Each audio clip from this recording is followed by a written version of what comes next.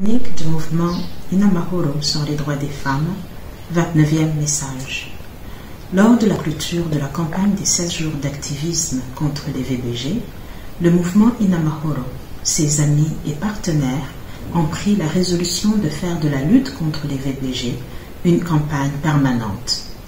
Fort de l'affirmation du secrétaire général de l'ONU, selon laquelle les VBG ne sont pas une fatalité, et que les stratégies globales et à long terme doivent être prises pour s'attaquer aux causes profondes de ces violences, le mouvement Inamahoro poursuivra sa campagne de lutte contre les VBG aussi longtemps que cela sera nécessaire.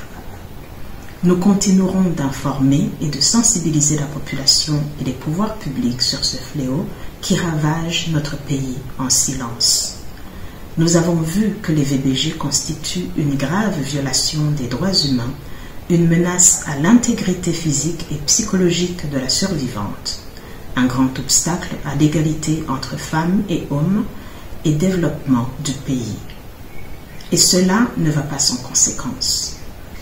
Les conséquences des VBG sur les victimes sont notamment les blessures, les fractures, les fausses couches, les problèmes de santé chronique, les troubles psychologiques tels que la perte de l'estime de soi, la dépression, le stress, le désespoir, la tentative de suicide, l'isolement social, la fuite dans l'alcool et autres drogues, etc. Les VBG ont également des conséquences sur la société, comme la dislocation des familles, le déséquilibre des enfants, etc.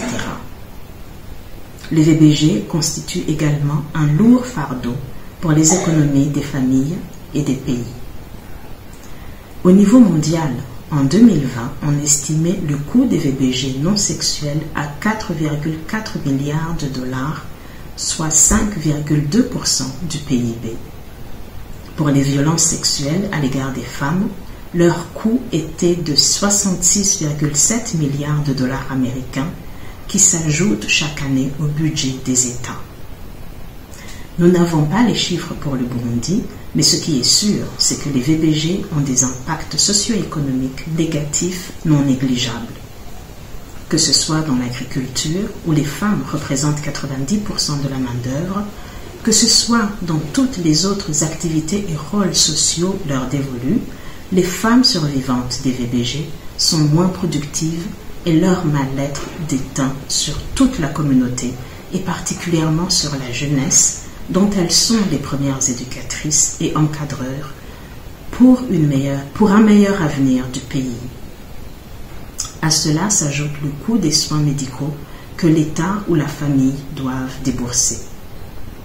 Le mouvement Inamahoro en appelle à tous ses amis et partenaires de se joindre à lui pour continuer cette campagne en s'engageant chacun en ce qui le concerne dans la lutte contre les VBG et en joignant nos efforts pour demander au gouvernement de s'y investir car il y va du bien-être et de l'équilibre de nos communautés, principaux gages du développement équitable de notre pays.